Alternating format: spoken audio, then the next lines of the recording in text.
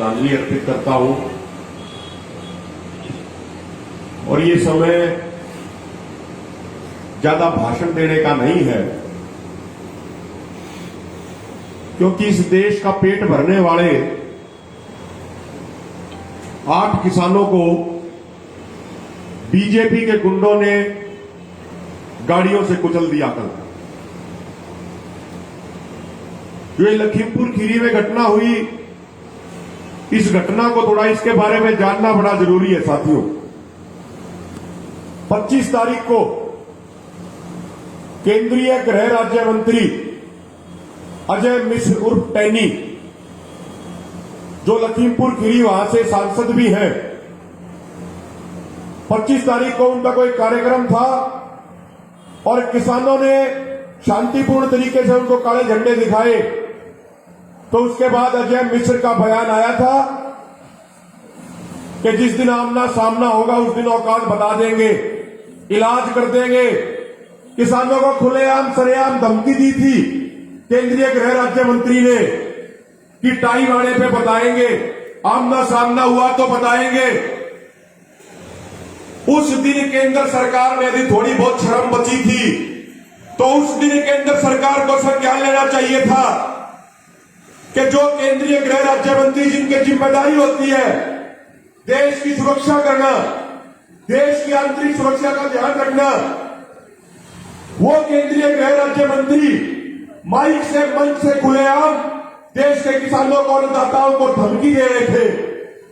तो उस दिन मोदी सरकार के मंत्रियों को ध्यान देना चाहिए था और उस दिन लगाम लगाई जानी चाहिए थी, लेकिन सरकार ने उस दिन लगाम नहीं लगाई। और कल जो एक घटना हुई, इसीलिए हम कह रहे हैं कि इस घटना के लिए केंद्रीय गृह राज्य मंत्री के साथ साथ प्रधानमंत्री से लेके उत्तर प्रदेश के मुख्यमंत्री भी जिम्मेदार हैं।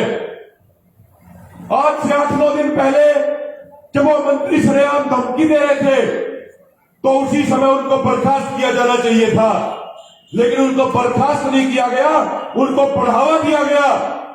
तो ये चीज साबित करती है कि ये सरकार ऊपर से लेके नीचे तक इस पूरी घटना के लिए जिम्मेदार है। साथियों, आज फैसला करने का दिन है। आज पूरे मुल्क के लोगों से हम ये आह्वान करना चाहते हैं, पूरे मुल्क के लोगों से विनती करना चाहते हैं कि आज फैसला करने का दिन है कि हम आदम हैं, यानी हम आदमी हैं, या हम आदमखोर हैं।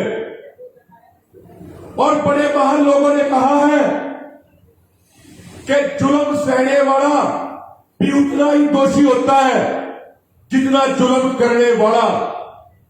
तो आज पूरे मुल्क के लोगों से आह्वान है कि आज आपको फैसला करना पड़ेगा कि आज आप लोग इस किसान अन्नदाता के साथ खड़े हो या इन आदमखोर बीजेपी के गुंडों के साथ खड़े हो।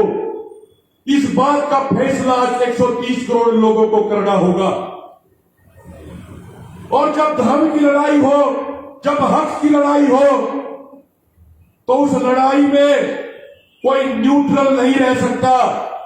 आप या तो धर्म के साथ खड़े हैं, आप न्याय के साथ खड़े हैं, या फिर आप अधर्म अन्याय पापियों के साथ खड़े हैं। इस बात का फैसला आज पूरे मुल्क को करना होगा। जो बीजेपी आरएसएस वाले जिन्होंने तमाम हथकंडे अपनाए, लेकिन वे लोग हमारे किसान आंदोलन को नहीं कुचल पाए। आज वे लोग बेशर्मी की सारी हदें पार करके किसानों को कुचलने लग गए। शायद ये लोग भूल गए कि 1970 के दशक में जब देश में अनाज नहीं होता था, इन्हीं किसानों ने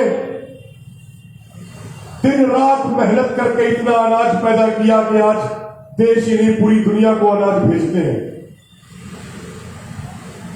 किसी साथी का संदेश आया कि जो एक बुजुर्ग किसान कल शहीद हुए हैं, उन्होंने बताया कुछ साथियों ने कि वो बुजुर्ग किसान कारगिल के युद्ध में भी शामिल थे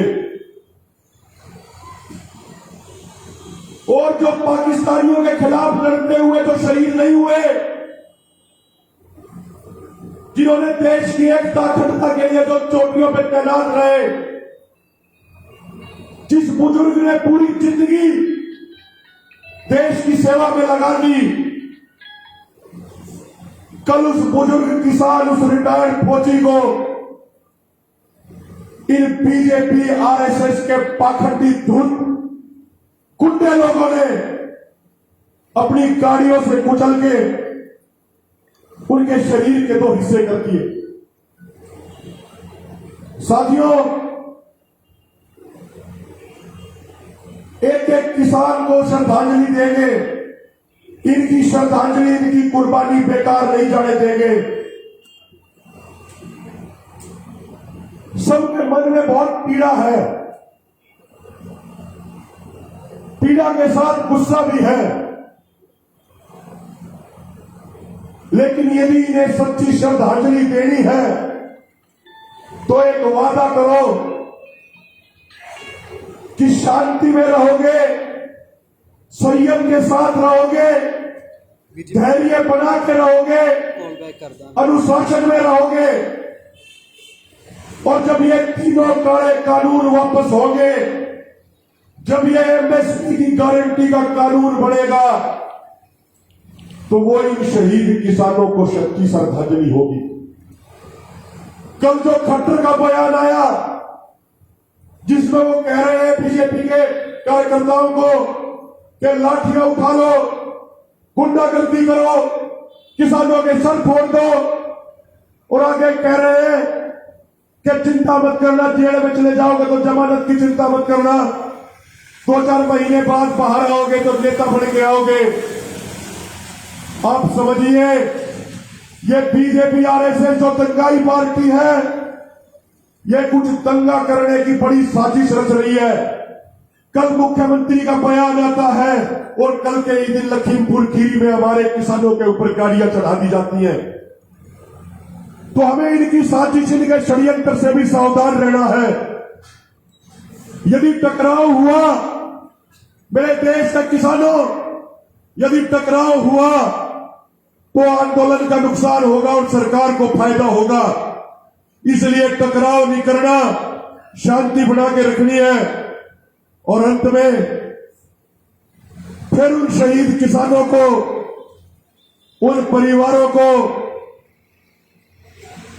नमन करते हुए, उनके प्रति अपनी संवेदनाएं प्रकट करते हुए एक विनती करूंगा पूरे देश के किसानों से। किसान भाइयों, जो 700 किसान शहीद हो गए, जो कल लखीमपुर खीरी में हमारे किसान भाई शहीद हो गए, ये भी किसी परिवार के बेटे थे, ये भी किसी परिवार के बच्चे थे, किसी के माँ बाप थे, किसी के भाई बहन थे, किसी के चाचा ताऊ थे। इनकी श्रद्धांजलि व्यर्थ, इनकी कुर्बानी व्यर्थ नहीं जानी चाहिए। आज समय है घर से निकलने का, आज समय है दिल्ली के मोर्चे मजबूत करके इनको फतेह करने का। तो घर पे बैठ के तमाशा देखने वालों में शामिल मत हो जाओ। आज बाहर निकल के इन बेईमानों से, इन गुंडों से आंदोलन लड़ो, शांतिपूर्ण आंदोलन लड़ो। बहुत बहुत धन्यवाद, शुक्रिया। जय जवान जय किसान।